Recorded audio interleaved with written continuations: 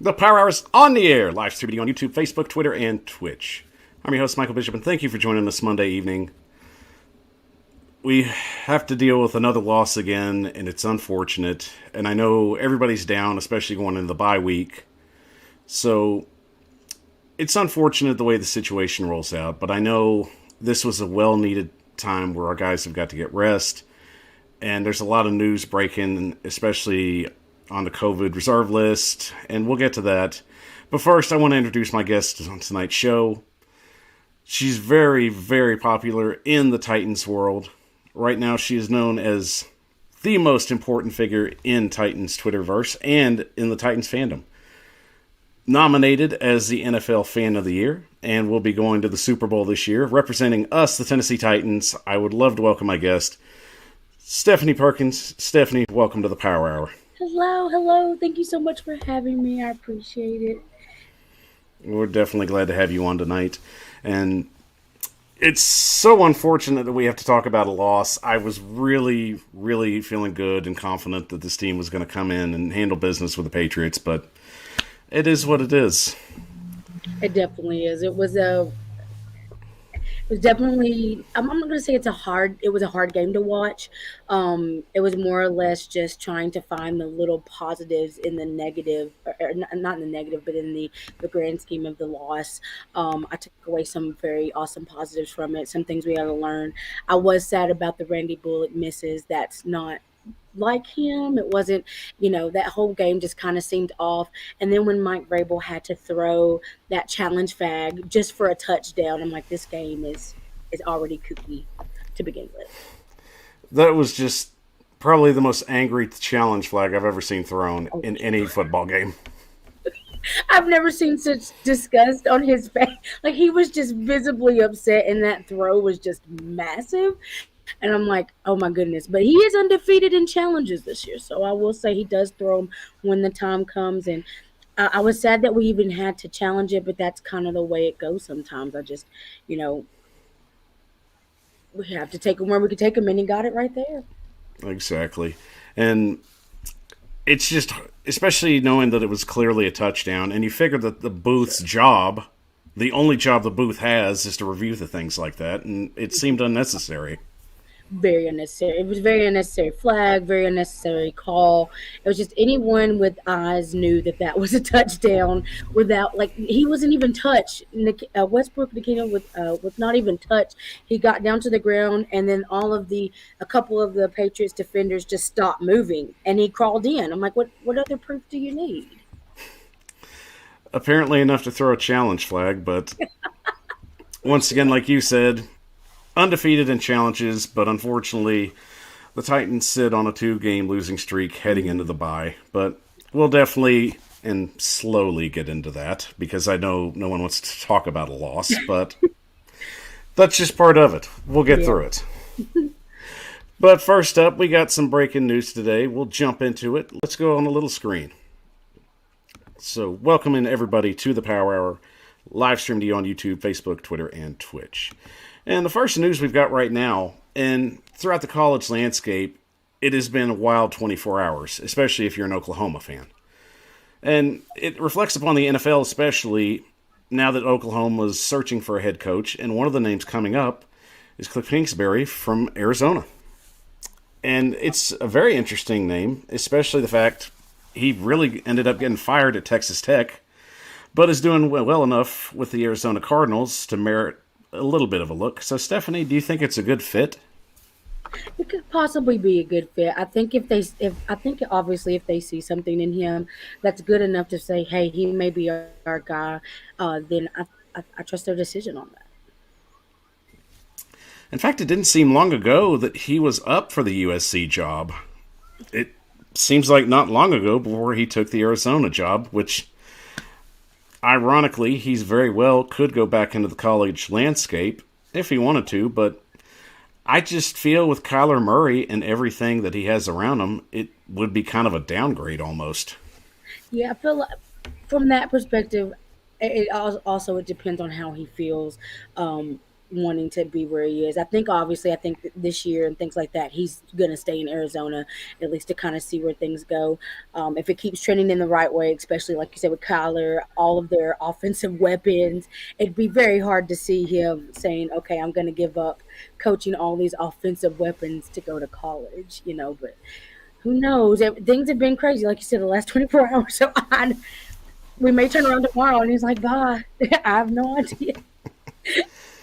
And it very well does look like a very possible move that could work, but while you've said it seems unnecessary, especially when you've got such great building pieces around you. Kyler Murray's going to be their guy for the foreseeable future. And continual recruiting every day, I think he left college just to get away from that and be on a bigger stage, and I think it suits him. So I think going forward, I think it's just more hearsay than anything. But exactly. I think it's just it makes for better story. But in the long run, I don't think Oklahoma's going to end up getting him. And I think that's better for them in the long run. For sure. Moving on to our next story. Other speculation, and this one was interesting. I caught it Sunday. And it was a possibility that the Giants are looking at possibly making a giant run at Russell Wilson at the beginning of next year. And I know it's speculation right now, but with the current situation the Giants are in, and cap-wise they look pretty good. Stephanie, do you think that this might work out, or it could be a possibility? I will be honest, I'm not going to be surprised if they don't try to make this push. My only thing is the Seahawks going to trade Russell Wilson to not an interdivision, but an interconference team? Like, do they want that risk of him making it and then them being like, oh, he's still in the NFC? I could very well see him trying to migrate to the AFC because he's no longer in the conference, sort of like what some teams have done over the offseason of moving players from like Julio from the NFC to the AFC because they're like, we don't have to face him. Like, so that's the only thing that's stopping me from thinking that the Giants, money talks. Obviously, money talks. What they're willing to pay for Wilson, like you said, the cap space looks great. I think they have the potential picks to maybe go along with that cap, that potential deal. But for me, the biggest part is the Seahawks and Pete Carroll and company going to trade him to a interconference team rather than a AFC team. And that's a very good point. It would be highly unlikely for that to happen, especially in the conference. But I do think of it in a way where you had Chicago offer a slew of players for Russell Wilson, including Khalil Mack. And I believe it was somewhere along the lines of about 3 first-round picks. So I think if the Giants could come close to something like that, and maybe even possibly add Saquon Barkley in a mix, you've got a potential deal. You could very well, and it would be it wouldn't be a very big jump to see that happen. Like I said, the only thing that's stopping me is just wondering if Pete Carroll is going to be like, I really don't want to potentially see Russell Wilson in a game. Like, I don't want to play against him because everyone knows what he's capable of. Giants can make a push for sure. They've got the players, they've got the cap space, they've got like you said, they've got the picks to do it. So we just have to see what Seattle is thinking. Like, what do they want to do for this? And once again, another good point. Pete Carroll not wanting to give up his key guy, but some whispers have gone around that the relationship has gone a little sour, even with the trade talks that happened as of last year. And another thing I would bring up is Pete Carroll's basically over 70 at this point, and how much longer does he have? Yeah, very true. So I think one question is, as we brought up, and you brought up some good points, do they want to trade in conference? Do they want to get rid of their best quarterback right now, which I think is probably a top 5 quarterback in the league? But I feel as the Giants are, they have to make a huge push. And I don't think it's out of the realm of possibility, but I do think they have to make some kind of splash move. They do. It's going to have to be something big. I don't know how far Daniel Jones' ceiling is. Um, because like I said, he's still young. He's still got some years before figuring that out. But how far are you really going to get with Daniel Jones if you have quarterbacks like Russell Wilson on the board for a potential pickup? So I can definitely see why they want to make that push. They may need to go in a different direction. But my other question is you know who's going to replace Russell Wilson? Like, who are you going to have, especially with this quarterback draft coming up? That's not as high as previous drafts have been for quarterbacks. Like, who are you going to get to put in this spot? Because I know it's not going to be Geno. Like, Geno is definitely not a long term solution for them. So it's just like who. What's going to be their identity once Russell Wilson leaves? Or once Pete Carroll's no longer coaching, because you definitely are correct about that. Pete Carroll's getting up there, so we don't know what he's going to do or what's in his mind. But it's just like who's going to be in that spot? Who's going to be that key player to take this team where they need to go? Definitely some good speculation, and we'll see as that unfolds as the off season comes. But we're still got a football season to go, so we'll just wait and we'll play the waiting game. And finally, we've got a game tonight, Monday Night Football, Seattle Seahawks and the Washington Football Team on ESPN at 8:15 p.m. Eastern. And Stephanie, I like this matchup, and I really feel that it's possibly going to be a very defensive one.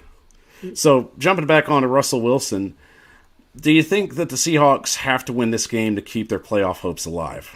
Oh, for sure, 100%. Russell Wilson also, I think he needs a bounce back game from his showing out against Green Bay. I think he took that one to the chin, and he's going to be ready. He's going to be ready to come out and show what Russell Wilson can do. My biggest thing, like you said, it could be defensive, but it's just how do you keep Russell Wilson from making those big plays, those big splash plays, those throws? You got Tyler Lockett.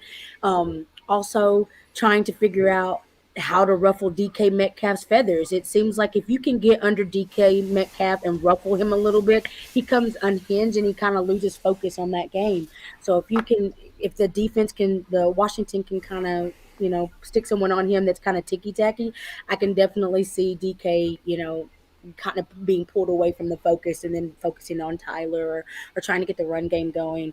I'm so sad that Chase Young isn't going to be a part of it. It would have been really fun to see him go against and try to scramble and make Russell Wilson have to get outside the pocket. But it should be I actually really like this matchup. I think it's going to be a fun Thursday night game. Or sorry, Monday night game. My mind. Fun Monday night game. That's all right. It does feel like a Thursday. It does. These nights get a little later and the days kind of just get a little closer. So that's understandable. Sure. And I do like this matchup. And Washington has just been an enigma all year. It seems the games that they lose, they should have won. And the games they should have won, they should have lost. Mm-hmm. So it's really hard to for me, it's just been hard to try and pick one this year, especially with this matchup. With Washington being so on and off, and Seattle's just not been the team that we've all thought they were, you feel that Seattle definitely has to win this game. But I wouldn't mind seeing an upset here. No. And given how Washington has done the last couple of weeks, I don't really know if it would be considered an upset. My biggest factor is can they hone in Russell Wilson and his splash play abilities? Because he'll get outside the pocket, he'll extend the plays. You have to worry about him in the rush game, which a lot of people don't notice. Sometimes Russell Wilson will run with his legs if he continues. That offensive line, though, for the Seahawks is what is going to make or break this game. If Washington can get on that pressure and mess up that offensive line, they can't get a run game going. I don't know how the Seahawks kind of pull out of this, especially with their offensive line. That's for me. I look at teams' offensive lines, and they really didn't do anything to strengthen their offensive line over the offseason. So it's hard. It's going to be very hard. It's hard to pick a side because you have Washington, which is rising. You don't know which team is going to show up, but you also have the Seahawks, who are kind of floundering right now. But they need this win to keep pace in a very vaunted NFC conference this year. Well, Stephanie, which brings me to the $1,000,000 question: who wins the game tonight? I I'm going to go. I am going to go with the Seahawks. I'm thinking maybe Russell Wilson. Like I said, he took it to the chin. It was actually just his first game back since his finger, which he kind of I feel like he pushed himself to come back, but it was because he loves the game and he loves his team. But I think he corrects himself tonight. I think they can get the job done. And no argument here. I'm going to go with Seattle as well. I feel Russell Wilson will be the difference. I think it'll be a tight game for the first three quarters. I think the defense will be the difference, but Russell Wilson takes over in the fourth. I'll go Seahawks here, 24-19. I feel like it's going to be a. I don't know why I feel like it's going to be a little bit more of a low scoring game. I guess just because the points seem to be sometimes the season as at a premium until the fourth quarter. So I'm maybe going to go with Seahawks 21-17 for Washington. It'll definitely be a good matchup. Check it out on ESPN at 8:15 Monday Night Football. You got to get to some of these comments first. Comment section's been blowing up. Great having you all on the Power Hour tonight. Bryce Pratt, friend of the show. What's up, y'all? Good seeing you. Hey. He'll be going with the Seattle Seahawks ass beating. So, once again, the Power Hour exclusive, a Bryce Pratt ass beating guarantee. Elizabeth Bishop sends her love. Hi, Elizabeth. So Nice to see you. that's my mama. Love mama. Hey. Lewis Chesney. Well, I don't think you were first, Lewis, but it's good seeing you anyway. Giving a shout out to us. Hello to me. Hello to Stephanie. Hello. This is Go Football Team. Quay Hinkie. He was a St. Louis Battlehawk. Is sneaky. Heineke is very, very sneaky. Man, he's such a mobile quarterback. It's hard to put him into a box because he doesn't fit that box. So, and they get Logan Thomas back tonight, so that's going to be interesting. That's true. So that definitely helps the narrative there, and I think that's just what's going to make it a little more interesting. It's just seeing which team breaks first. Yes. Me personally, I just think Washington's going to be the team that breaks first, and apparently you do as well. Clowny Super says, do y'all think Julio Golden Tate will be ready after the bye week? And, well, I'll let you address that first, Stephanie. What do you think? I don't know about Julio. For me, I think he will be. He'll have about 4 weeks, including the bye, to have rest up, see where they go for there. I don't think they're going to push him, though, as far as like getting him back on the field right away. I think in the Jacksonville game, if he's active, he's going to be here and there. I don't know if it's going to be a huge workload, depending on how the game flow goes, because I really would like Julio honestly for the long run. I mean, if they don't have to put him in for the Jacksonville game, then I'm not going to be devastated. Golden Tate, I think he will be ready. I think he has had more time. I was not surprised that they didn't elevate him from the to the active roster because he had just got in, and they're not going to put somebody else on the field who doesn't even know the playbook yet. So I think Golden Tate will be game day ready after the bye week because he's gotten about 2.5 weeks now with the playbook, and then next week will pretty much be his like full first week of practicing with the team itself and the first team rep. So I'm pretty confident about Golden Tate next week.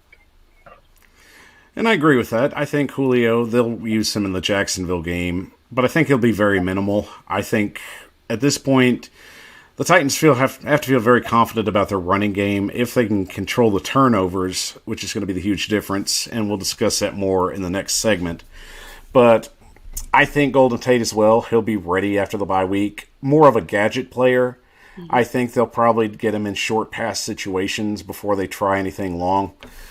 There's no rush right now. The Tennessee Titans are in a position, I feel if they can win 4 games, then that's all they need. Mm-hmm. But in the long run, I think you have to look at using both these guys very, very sparingly. Especially, you've got a very tough Steelers matchup coming up within the next couple of weeks. So you will have to throw the ball a little more with their very stingy cornerbacks. So I could see them definitely being back after the bye, but how much they'll be used after that, I think it's going to be very, very sparingly. Mm-hmm. Well, all right, everybody. That's our breaking news for the day. Definitely glad to get that out of the way. But first, let's get a quick break in and catch our breath. And when we come back, it's going to be okay. We'll break down this game. Titans and Pats didn't go our way, but I promise you, we'll just go through it just one little bit at a time and just try and get ready for this bye week. So I promise you, it'll be painless. So, Michael Bishop with the Power Hour with Stephanie joining us today. Let's take a quick 30-second break. We'll be right back.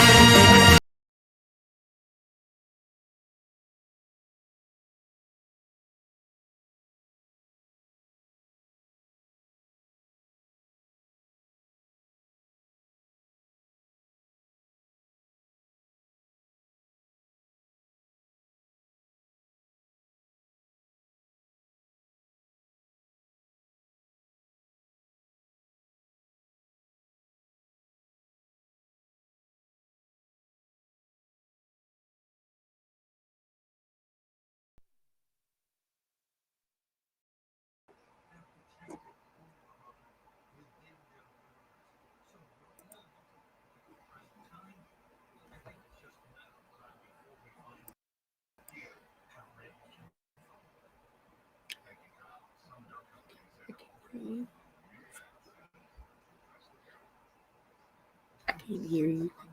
No audio. All right, I'm sorry. There Can we you hear me now? go. Yes, I can. The bugs are trying to come out in full force tonight. But I once again I wanted to welcome Stephanie to the show. Thank you for joining us tonight. Thank you for having me. Thank you. And I wanted to make sure that you got a shout out to let all the fans know to where to find you. I am on Titans Twitter, obviously. I am. My name is at Stephanie. So my first name at StephanIp 96. You can find me there. You can go and look up Ladies of Titans Football on Twitter, where we have a Twitter page. Reach out there anywhere. I'm very active on Twitter, as you can tell. So please feel free to interact. I always love chatting about football. And before I get into the next segment, I definitely wanted to discuss everything that you've been doing, especially being nominated for Fan of the Year, representing the Tennessee Titans. It's a huge deal for you, and I wanted to congratulate you personally on your accomplishment. Thank you so much. And how does it feel? Has it been just a huge whirlwind? It has been. I found out maybe at the end of October, so I had to keep it very quiet until it was announced. So it was probably like 2 or 3 weeks where I had to kind of keep it to myself, which was maddening because there's so many people that I'm friends with on Twitter that I just wanted to tell.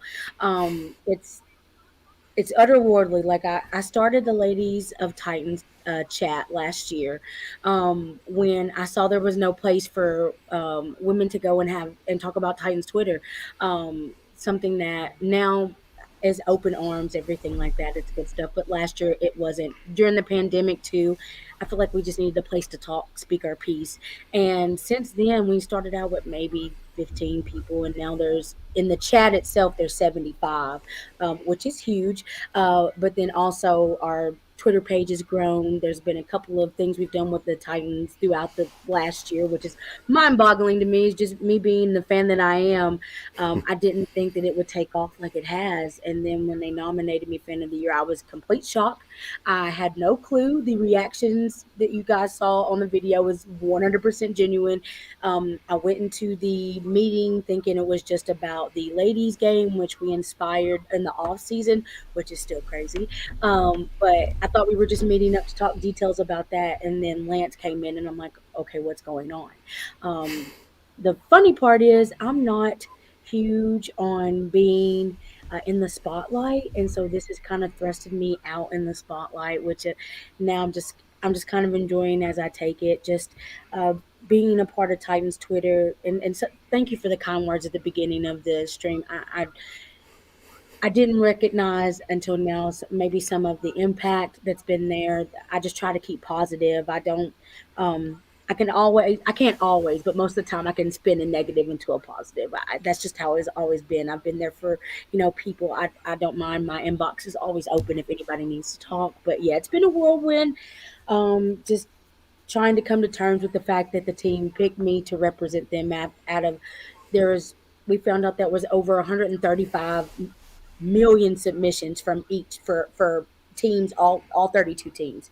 So to be chosen is such an honor, and I'm so humbled by it. I just it's incredible, just the cool things that are going to be happening, like the Super Bowl and things like that in the future, to you know just being that face for Titans fans. I'm so humbled. And representing 47% of the female fan base, which is exactly how many female fans there are in the NFL. Hmm. It has to be very humbling, especially the fact knowing how many women you've inspired just by this movement that you put on Twitter and reached out and just shown compassion and really inspired young ladies to have a place, like you said, to go and congregate and just fellowship. And, I really, that's a wonderful thing that you've done, and I truly just thank you, especially as a father of three girls, that there's women like you out there that are just giving a positive place and taking negatives and just showing support for your fellow woman. I really am just truly just happy to have you on the show and to share your message of just fellowship and peace and love for all your Tennessee Titan lady fans.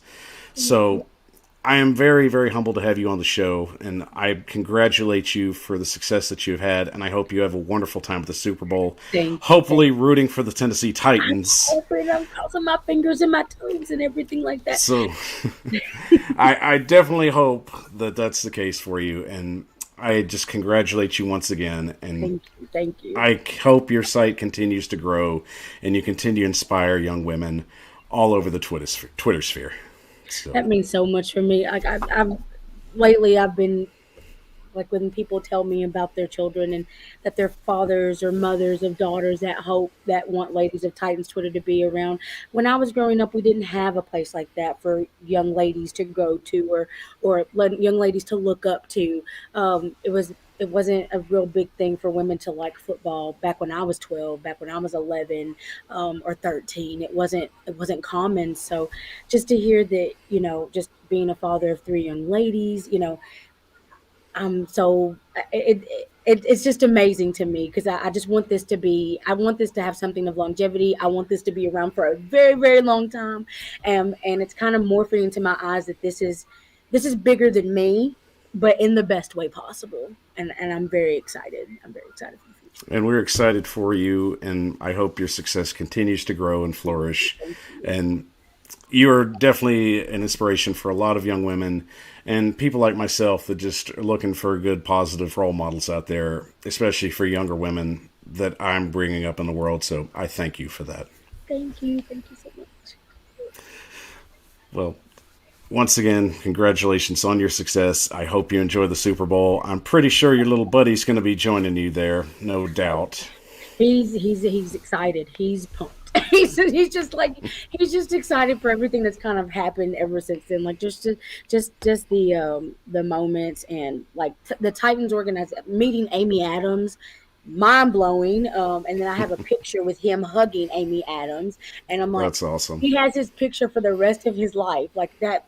Those are moments that I can't create. I can't make up that they happen. Like it's just like she came in that moment we had the ladies of Titans Twitter tailgate, and then she came up and she said, Stephanie, I'm so excited to be you. I'm so proud of your ladies of Titans Twitter. And I lost all sense of emotion because you're in that spot and you're just it's a shock, but it's a happy shock. And just to say that I got to hug her and be a part of that.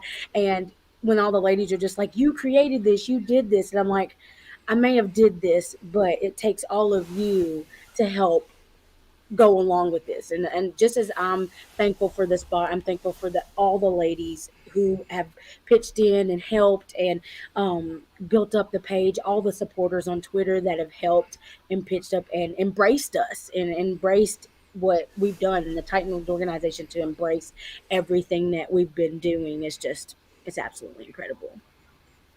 And it is incredible. And once again, we wish you much success. It's a wonderful site. Let everybody know once again where to find you. I'm on Twitter. I'm at Stephanie P96 is my handle. You can go to at Ladies of Titans Football as well, and we'll be there too.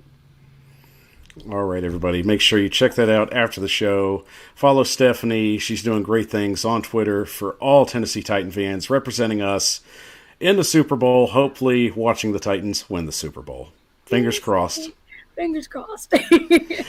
Well, all right, everybody. I know we had some positive there, so this just helps kind of get into this game. So let's hit the small screen real quick, Stephanie, and we'll try and get through this game as we go through. And unfortunately, once again, we're on a 2-game losing streak. Everybody take a deep breath.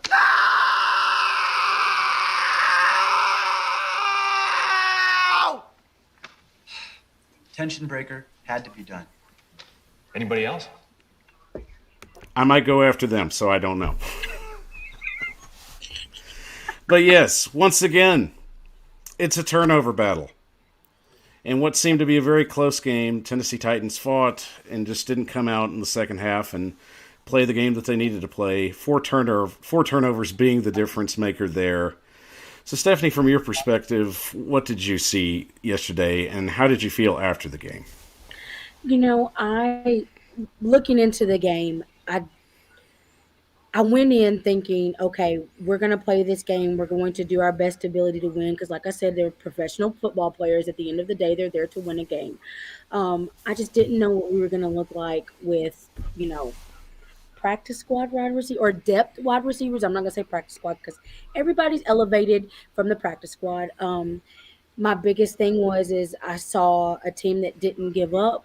The fourth quarter did look really rough. Because of everything that had been building up to that point. But just to kind of dial it back a little bit, the turnovers do look good in the comments. They do look good. They But do. I saw us have a run game.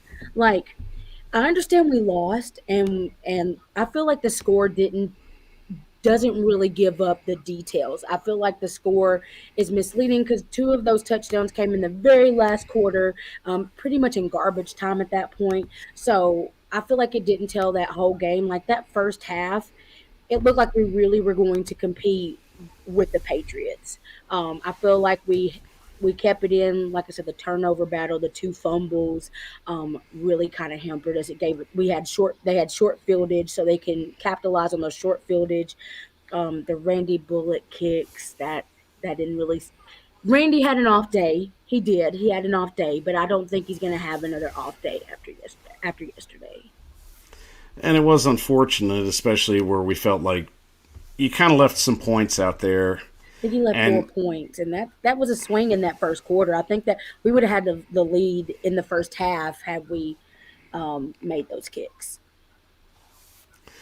and not only turnovers being the problem, this was a very close game before halftime.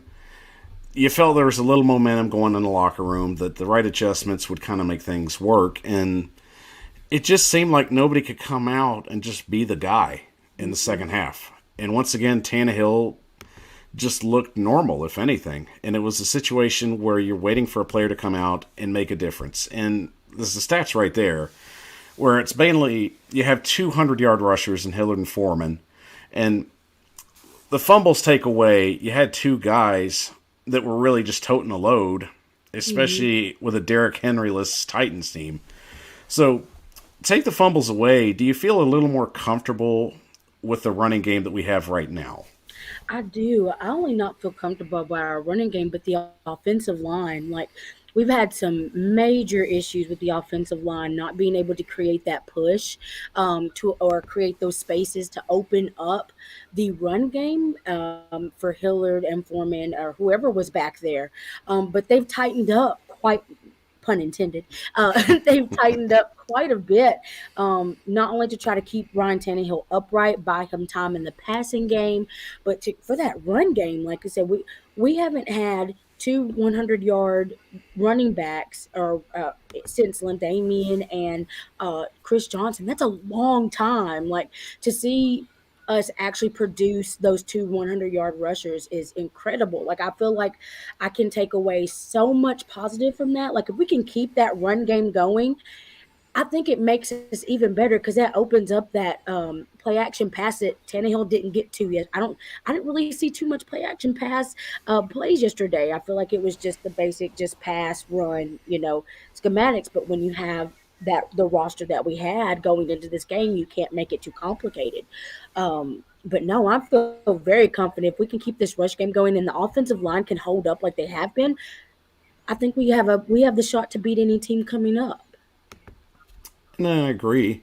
I feel that, coming in a game where the roster is basically depleted and there's the catches basically made from yesterday and very lackluster, just to say the least. But Very. once again, you're not having a presence like Julio Jones or Golden Tate even right now to just try and step up and be their guy. So you see a lot of guys. Westbrook-Ikeenum has had good games, but it's just surprising he hasn't had a breakout game yet. Breakout game, yeah. Do you think that maybe, especially with the smaller games on the schedule, that's a very possibility?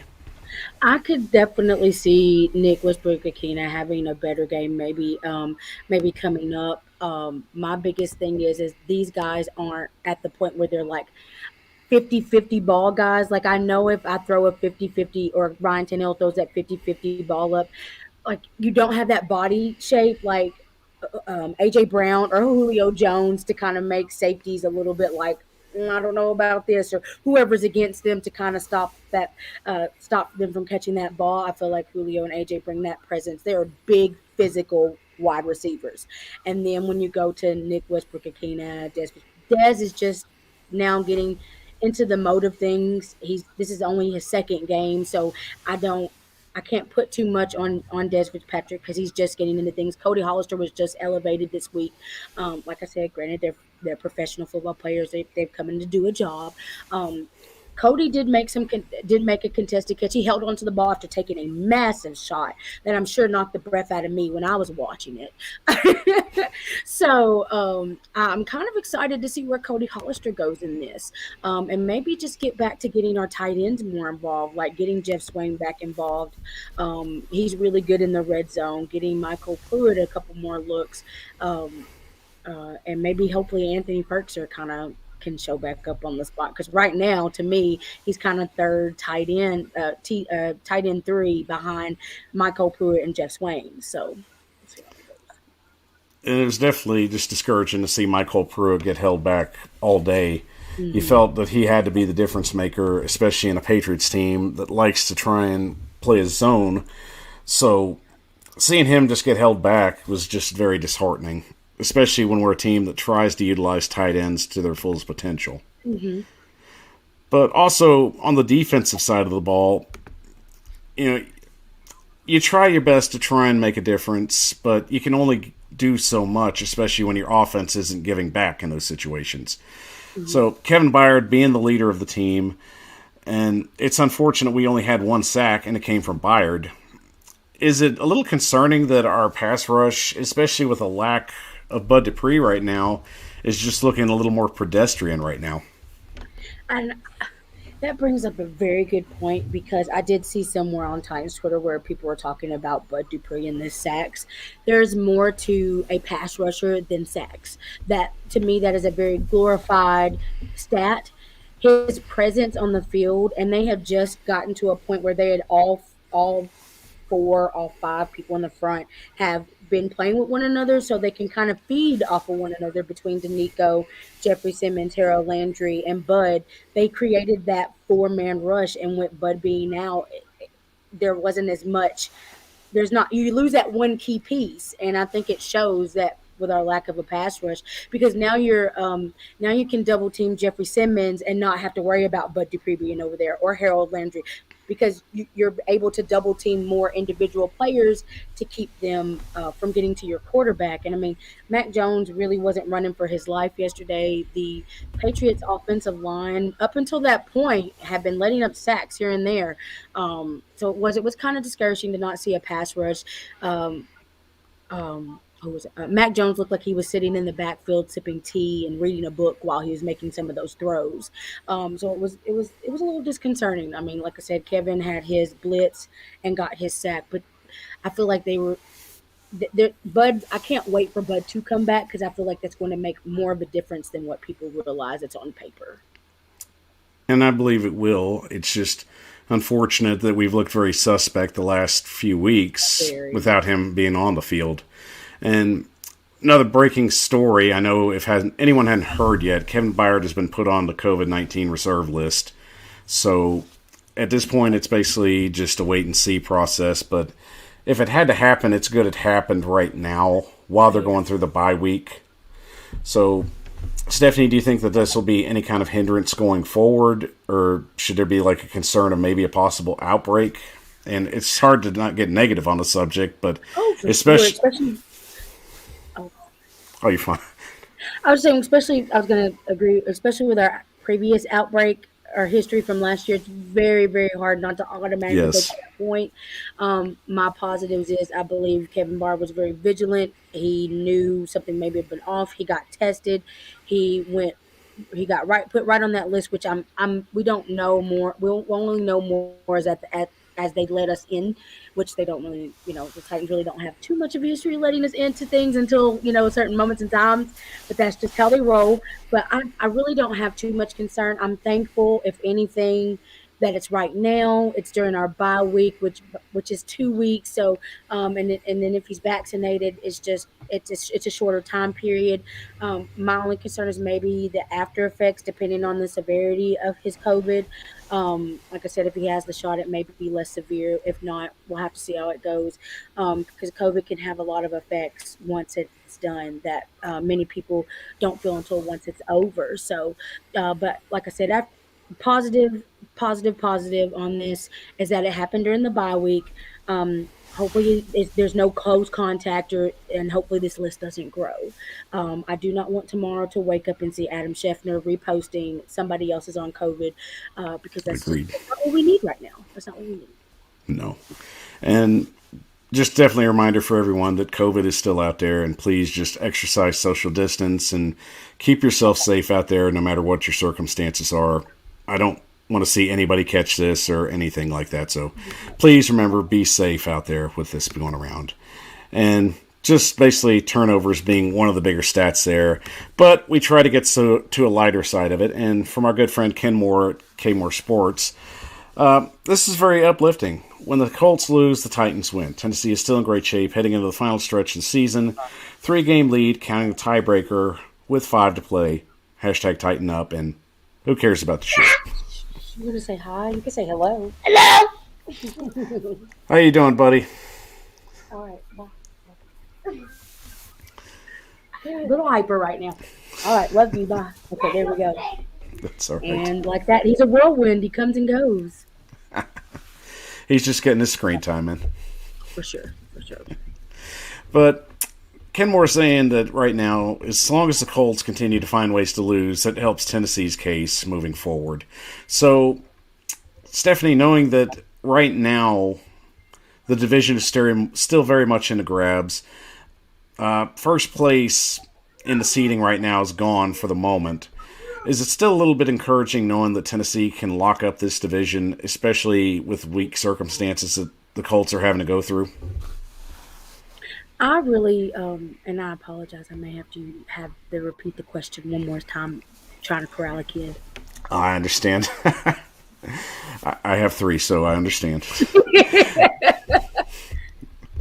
But what I was asking was, in the circumstances where Tennessee is still very much in shape to capture the division, as long as the Colts continue to lose, the Titans win, as Ken Moore said. Do you feel that right now, what's more important? And I'll rephrase the question. What's more important at this point? Is it just trying to lock the division and get one of the mid-seeds, or would it be best to try and capture the first one if that's still on the table? My first thought is I want that first seed. Obviously, it buys us a week in terms of maybe some of the injuries, people coming back off injuries. It buys us an extra week, which they may need, barring whatever with like Henry and things, other news and things like that, other players. But for me, I want the division and try to get that mid-seeding rank, because that still buys you a home game. And for them to have to, I feel like for players to come into Nashville. I think that's another variable. Home field advantage is real, and it could definitely make or break a game. I feel like it just energizes the players. You could possibly create more mayhem for other teams. I'm not going to be upset if we don't get the number one spot. I'm very excited to get that AFC championship division and maybe that second or third seed because that still guarantees us a home game. And I agree with that. I mean, at this point right now, locking the division down is the key component right now. And really, it's a week by week basis with every team. No one knows what's going to happen. A lot of teams have lost games that they should have won. So at this point, I think with people especially panicking at this point in the season, there's still a lot of uncertainties. Somebody's going to get hot, somebody's going to cool off. So It just depends on who's going to get hot at the right time. And I mean, our not. I can't say our schedule favors us because, like you said, any team, any given Sunday, somebody can upset somebody. Somebody can win who's not supposed to win. Somebody can lose who's not supposed to lose. So I feel like as long as we focus on getting that division locked up, I think that's our best bet. Like I don't see why people are jumping off or just kind of getting upset when we still have the division. That's for something. I don't know why it feels like the division is like a division win is lackluster, like a division title is lackluster. I mean, we've come from a place where I didn't think about. I'm not gonna say I don't think, but it's very hard to come to terms that we're in a spot where we can clinch the division 2 years in a row after being little brothers to the Colts and the Texans for years. Uh, it's just incredible to see us in this position where we could go back to back. and that's very much should be the main concern and focal point right now. The Titans have to lock up the division, especially with the Colts still nipping at their heels. So as long as they handle business there, everything else will just kind of fall into place where it needs to go. It's not out of the realm of possibility at seeing a low-seeded team win a Super Bowl. Oh, for sure. I mean, we were the sixth seed 2 years ago, and we went to the AFC Championship. So it's really not out of the realm of possibility at all. We did it. We went on the road for 2 games, beat the Patriots at home, beat the Ravens, the number one seed, and that hasn't been done in decades. So it really can happen. The playoffs are a different animal. It's an entirely different season starting. So moving forward, I think just the biggest thing, especially for Titans fans, it's knowing that anything's possible with these seedings. There's a lot of football to be played, and nothing's finalized yet. Yes, Tennessee falls to third, but at the same time, they still lead the division, and there's still a lot of teams with a lot tougher schedule than Tennessee has. For sure. So it's just moving the needle forward and taking it one game at a time. But we've got a bye, so just relax, Yeah, catch your relax. breath. And this week, I think maybe possibly if you want to root for the Patriots, but I think they play the Colts this week actually, so that'll be interesting to see. I believe so. That sounds right. Yeah. And Mhm. Lewis says, I think 2 wins will seal the deal. I believe too. I It might, Lewis, but at the same time, I know Stephanie and I were talking earlier, and I think 4 wins actually is what's going to really keep them in pace for everything. Yeah, If they go out and win 4 games, I think that puts pressure on everybody else in the NFL to try and keep an idea. So thank you very much. I appreciate that. Well, all right, everybody. Let's catch our breath for 30 seconds, and when we come back, Week 13 picks, Stephanie and I are going to break down each game next week. Yes, there's a bye, but there's still games going on. There's interest there. So we'll take a quick break and be right back in 30 seconds. I'm Michael Bishop with the Power Hour. Back in 30. whoa.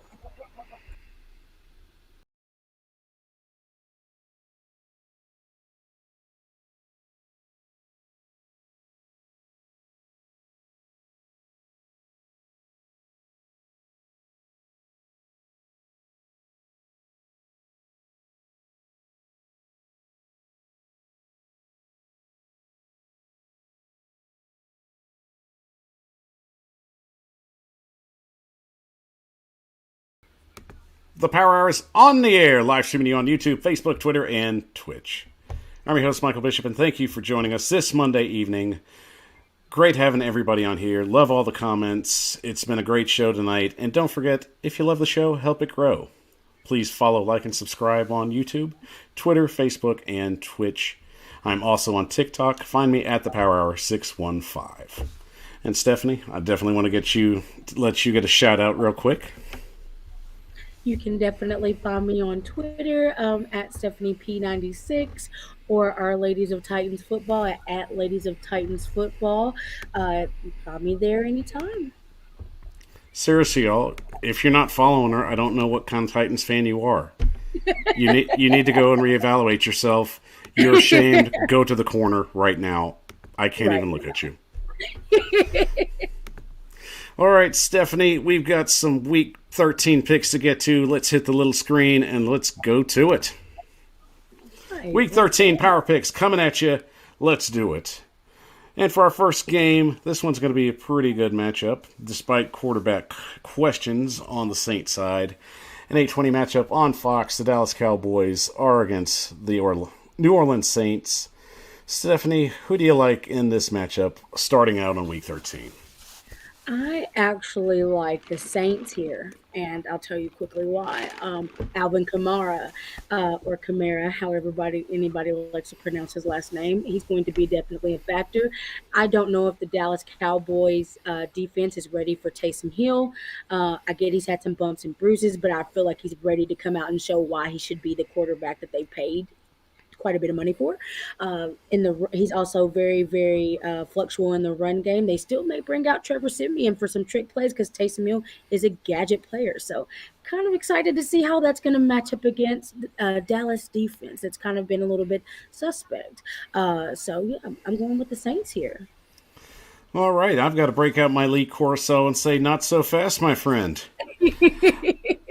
I like the Saints here, but I can't see Dallas losing 2 in a row right now. Yes, they get very suspect, especially when late November and early December right around.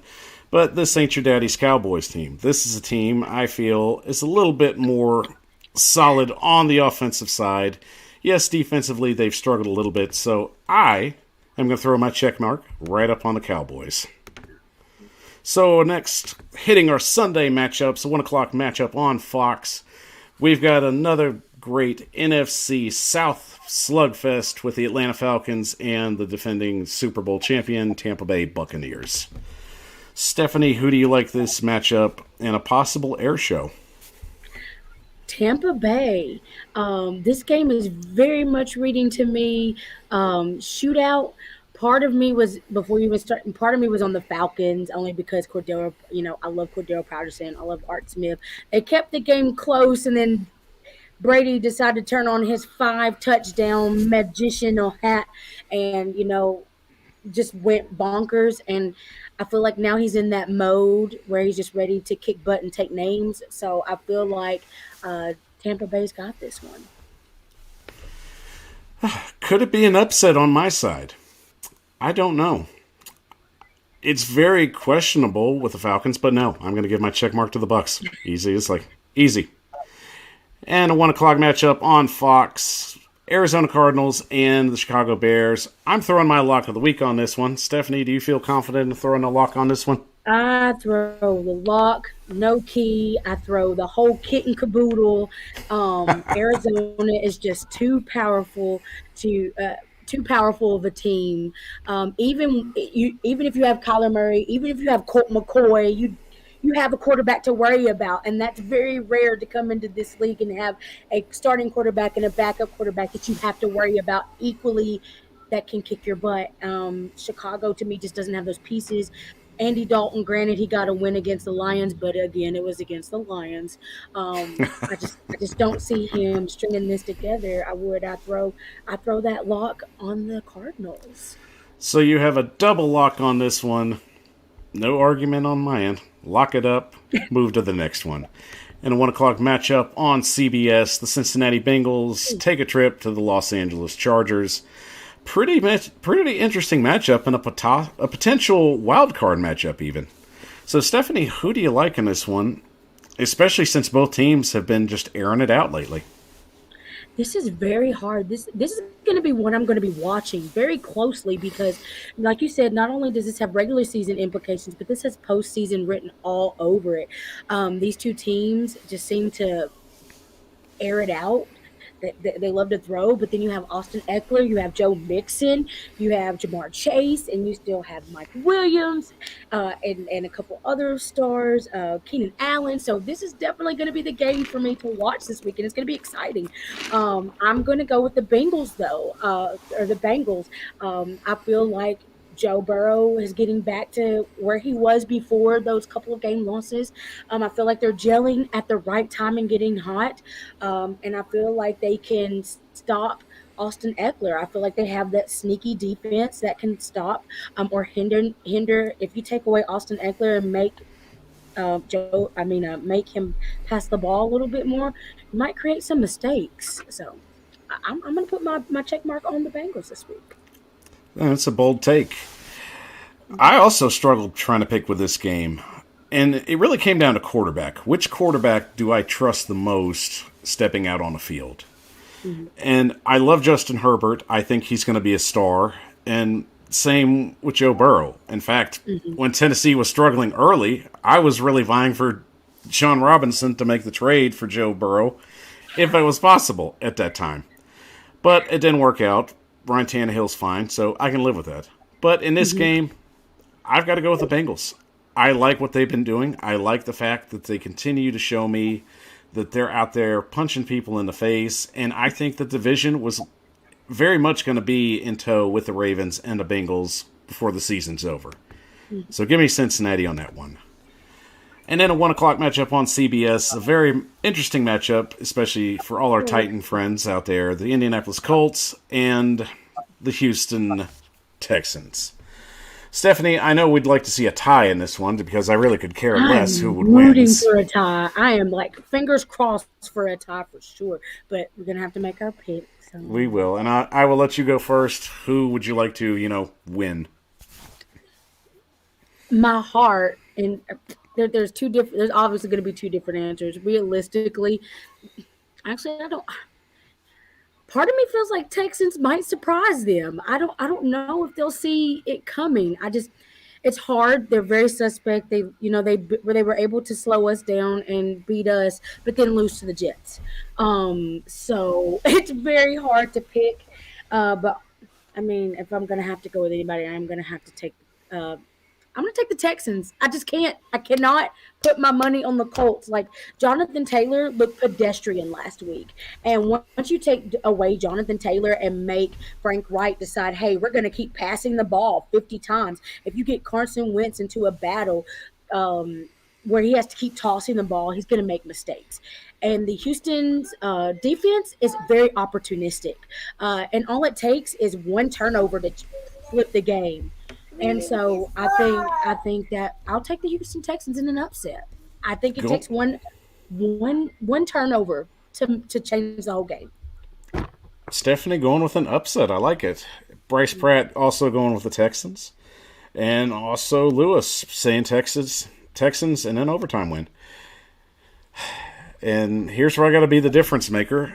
And as much as I want to see Houston beat, I want to call this an upset. I really want to call this an upset. But I think Jonathan Taylor is going to be the difference. I think he bounces back. I got to go with the Colts here. It's very hard to not. And I agree. I see that point. Also because they did get punched in the mouth at the very last. They gave Tom Brady a whole minute and 30 seconds too long.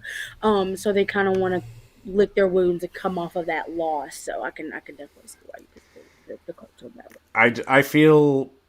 I don't feel that good about Houston's run defense. I don't. That's very to true. Me is the difference. But moving on to our next 1 o'clock matchup on CBS, it's a battle of the green. You've got the Philadelphia Eagles and the New York Jets. So, Stephanie, who do you like in this battle of two teams that spell out their name for some reason? Just 1 minute, the screen didn't change. And who was going against the Jets? Sorry, the screen didn't change for me. We've got the Eagles and the Jets. I'm taking the Eagles. I know they had a flounder of a game against Miami, but Miami has looked incredible since Tua came back in the lineup as QB. So I think they bounce back here. I think they take advantage, and I think the Eagles take this W. And no argument from here. I will also throw my check mark right with the Jets. And also a 1 o'clock matchup on Fox. We've got the Miami Dolphins and the New York Giants. The Giants seem to be turning a corner, while people are still scratching their head over the Miami Dolphins. So, Stephanie, who do you think makes the difference in this conference matchup? Hold on 1 second. I have a kid. Hold on. And we've got a sad young man, and that's unfortunate. Parents got a parent, y'all. We understand. Aw. All right, my apologies. And the two teams that are going against each other again, I'm sorry. Well, he probably found out the Giants and the Dolphins are playing, and I don't blame him. That's my reaction. That's my reaction. The big factor this week for me is the fact that Logan Ryan's coming back for the Giants. And I think that vaunts their defense up again because when him being missing, they didn't look the same. They were attacking their corners because they didn't really have anybody out there besides Adoree. But I can't not pick the Dolphins. They're on a hot streak right now. They're getting hot at the right time. They're believing in Tua again. Him and Jalen Waddle have this connection that you can't undo. So I'm going to go with the Dolphins this week. Every time I have picked the Giants this year, I have either lost, or if I have not picked them, I have lost. The New York Giants have been my Achilles heel this year. In 2021, I look at the New York Giants, and they laugh at me. As much as I like the Dolphins, New York, I swear if you let me down, I don't know what to say here. I'm going with you again. Don't break my heart. Stop breaking my heart, please. I don't know about this one. I don't feel good about it. 1 o'clock matchup on CBS. It's the Detroit Lions and the Minnesota Vikings. Stephanie, if the Vikings can line up at the guy with the ball, and if the Lions could actually probably play a game that's not a tie, who do you like in this one? I'm just going to take the Vikings on this one. I'm actually sorry to Dalvin Cook. That those are definitely horrible injuries to have suffered in his last game. But remember this name, Alexander Madison. He, to me, is one of the most underrated backup running backs. And I've watched him play a couple of games. This guy has grit. He will run through blocks. He will run into some walls and not even give two darns. I really do love him to have a game against this Lions offense. Lions defense. I just hope that I don't know. I'm going to take the Vikings, but I have a funky feeling about this game. Like, this game is just going to be really weird because the Vikings seem to go up and then lose in the last 2 minutes of the game. But I do look at them as heavy favorites for this game against the Lions. To me, this is a game of two coaches that are fighting for their jobs at this point. Very true. Brad Childress cannot lose this game. Jason Campbell cannot lose this game.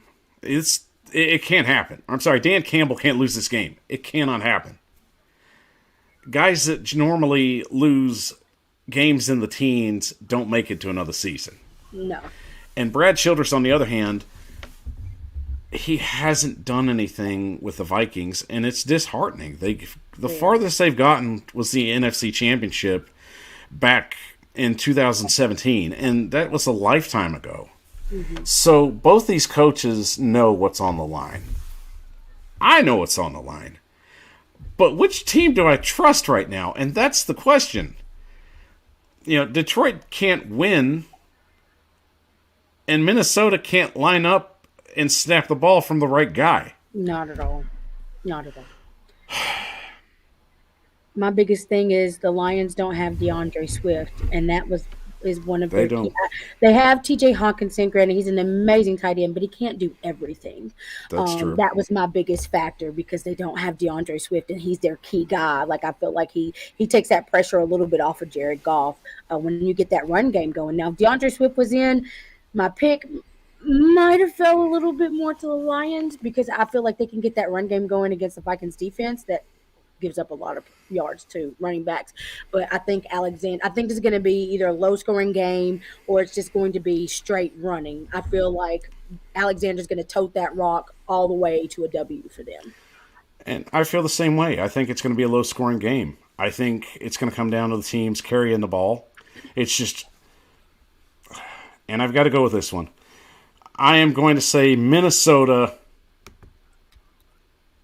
gets beaten and upset. I respect it, though. I trust the players around Dan Campbell. They haven't delivered for him, and he's not giving up on them. I think this is where his faith pays off. Detroit in an upset. I respect it wholeheartedly. I do. That was hard. That was hard. This one's a little easier, though. A 4:05 matchup on Fox. You have the LA Rams and the Jacksonville Jaguars. Stephanie, you can pick two teams, but I guess there only has to be one. I'm going to go with the Jags in an upset.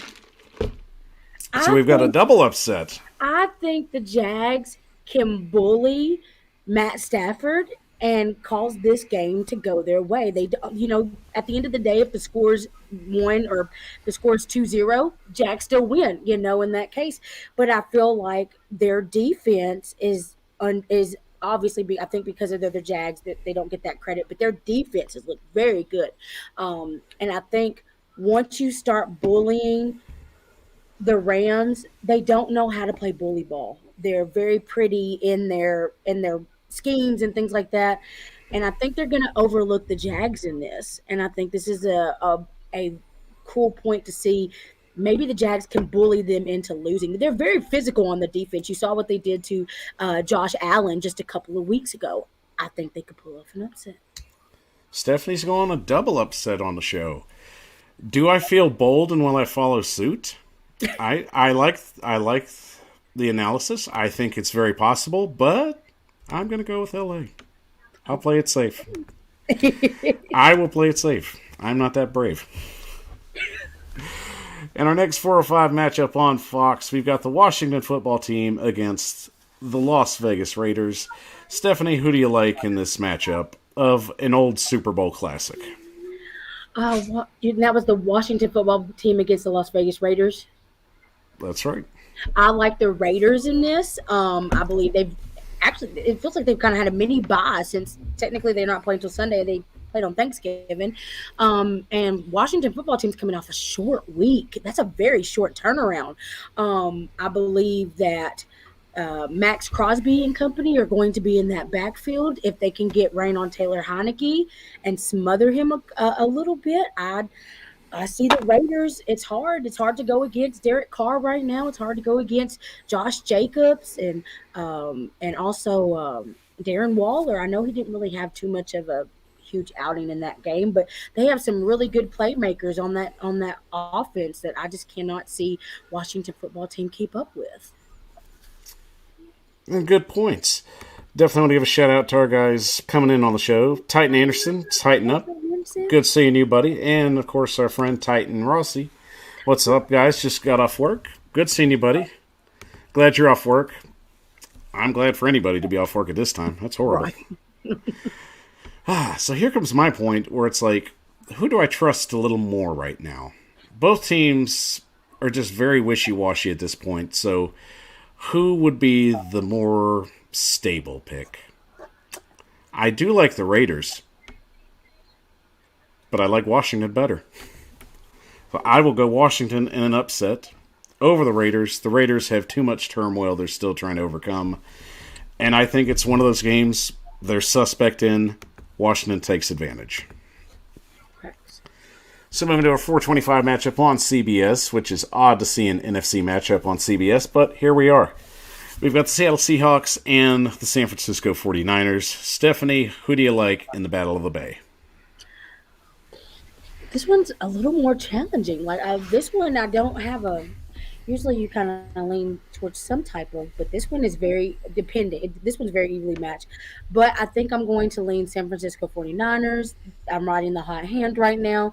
They seem to be clicking on all levels. Jimmy Garoppolo looks like he's just balling. Debo Samuels is playing like a madman. So I definitely trust their offense a little bit more than I trust the Seahawks offense. So I'm going 49ers. Very good point, but I also have to break out not so fast. I like the Seahawks in December, and they are very hard to beat at home in December. So give me a check for the Seahawks on this one. Hard to beat them at home. That's the key there. Then a 425 matchup on CBS. It's the battle of the AFC North. This is always a great slugfest matchup when these two teams meet. Doesn't matter how bad or good shape they're in. Baltimore Ravens and the Pittsburgh Steelers. Stephanie, who do you like in this very, very apparent slug match? Obviously, I would love the Steelers to go and beat the Ravens. I would very much love it. Not only helps us, but just that mainly it helps us in the standings. But I cannot go against a it also depends on if TJ Watt is going to be in there because I take Lamar. I think without TJ Watt, this offense is still kind of lacking. Granted, they'll have Mika Fitzpatrick back, but the Steelers haven't shown me any reason to think that they could go and beat the Ravens pinpoint blank. Right now, I think they're struggling. It's just Big Ben can't throw. His receivers aren't catching. Drop passes is still a huge issue, even coming off of last year. Their drop passes are still an issue. So I'm riding that hot hand again. I'm going to go with the Ravens. I think the Ravens go in and take care of business on this game. And good points. One thing I do have to take into consideration with the Ravens, it seems like every game they played in, they are fighting for their lives to try and preserve that win. Mm-hmm. So I feel it'll be a low-scoring affair. I feel both teams probably won't even get over 13 points because the Steelers are just atrocious on offense. The Ravens are very pedestrian on offense at the moment right now. So it comes down to the defense and who do I trust. So as much as I want to go with the Steelers, my gut says Baltimore on this one. And you mentioned it more and more, and I was sitting here like, man, maybe I should pick the Steelers. Because part of me feels like if Lamar, if he keeps throwing the interceptions that he's throwing, it could cause big problems in this game. He cannot go in and throw 5 interceptions or have 5 turnovers against the Steelers defense and come out with a win on this game. But I still can't. Like I said, the Steelers on offense haven't shown me anything for me to think that they can go in against a Ravens very vaulted defense and come out with a W. So I'm going to stick with that Ravens pick. Ravens on the board all around. And then moving our 8:20 matchup on NBC. It'll be the Sunday night game. Denver Broncos and the Kansas City Chiefs. And this is a pretty interesting one. So, Stephanie, who do you like in this matchup of AFC West foes? I really love this matchup. I think that obviously coming into the season, nobody really took the Broncos seriously, and they're coming to play. They want to make a name. They want to at least. I think they're trying to at least vie for a wild card spot right now, and that's their conference. That conference is so crazy. Like it's insane to see all those teams within one game of each other, so to speak. They're anybody can win. And I forgot to ask, do you know if the Chiefs are at home for this game or are they in Denver? I think the Chiefs are at home in this one. Chiefs are at home. Kind of hard to bet against the Chiefs in Arrowhead. It'd be a little bit different for me if they were in Denver. That altitude, it can mess with some players, and I could side with the Broncos a little bit more. Just personally, though, I think that the Chiefs are kind of getting hot at the right time. So I'm going to go ahead and pick the Chiefs on this one. That's my safe pick. And a good pick. And I just wanted to put some breaking news out there. I just got this. If there are any LSU fans, it appears that Brian Kelly from Notre Dame is now your head coach. So, hearing it here on the Power Hour, Brian Kelly going to LSU, leaving Notre Dame after a very good stint. So, don't break college news down very often, but with all the craziness going on, that definitely was worth sharing just to let you all know. But going back to my pick, I like what the Broncos are doing so far. Teddy Bridgewater continues to impress me, especially the last few weeks of the season. I feel the Broncos are on a turning point. Do I feel that they're good enough to beat the Chiefs? Not really. I feel that the safe pick here, Kansas City, I think they get the job done. But I think it could possibly go into overtime. I like the way Bridgewater's played. I like the way the defenses handled themselves. So I don't think it's any stretch of imagination that Kansas City's going to walk through this game. I think it'll be very close, possibly an overtime game. But I'll go Kansas City with a win.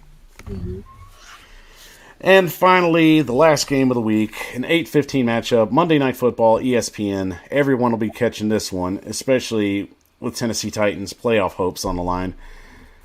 With seeding being in mind, the New England Patriots and the Buffalo Bills in an AFC East slugfest. Man. Stephanie, who's the team that needs to win this game going forward to win the division? Get your popcorn, your pizza, your drinks, your chips.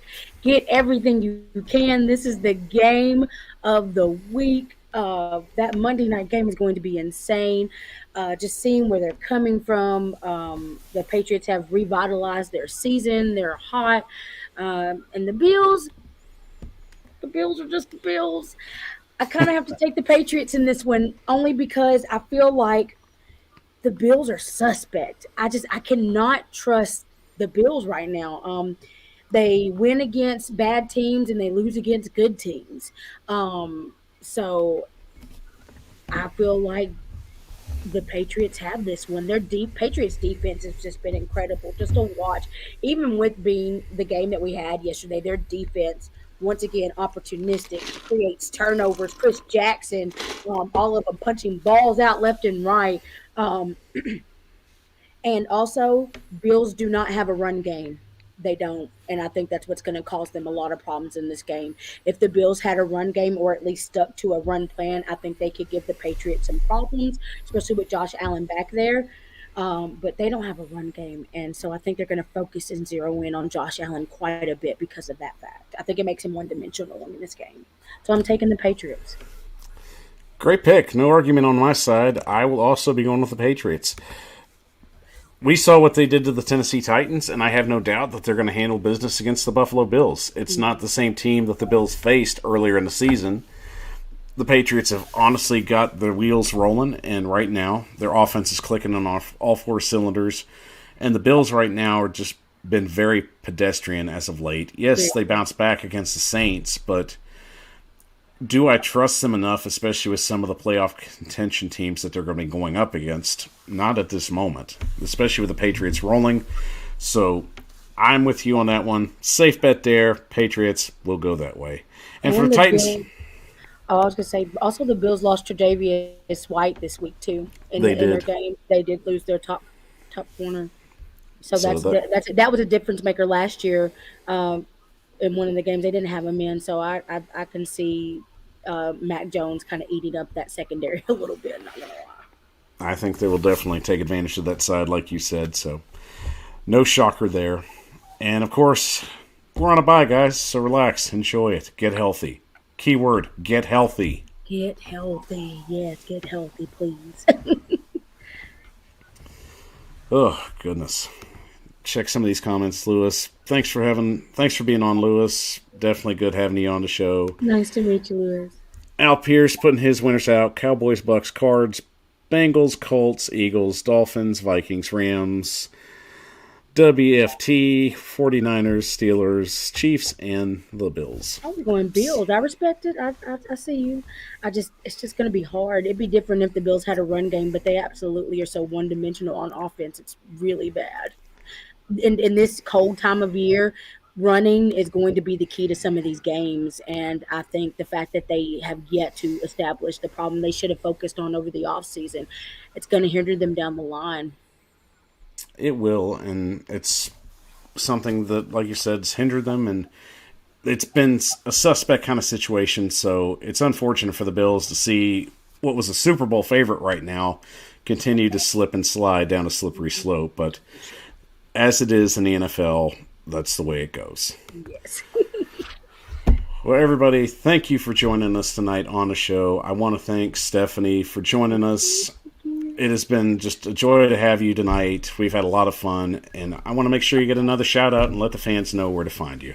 Hey, find me on Titans Twitter, Ladies of Titans Twitter too, at STEPERKIN.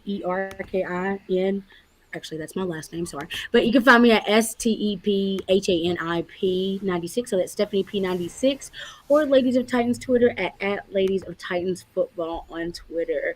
Follow me, shout out, say hello. I promise, even everything that's going on throughout the year, I'm still as humble as they come. So anybody that wants to just chat football or chat about anything in life, please reach out to me.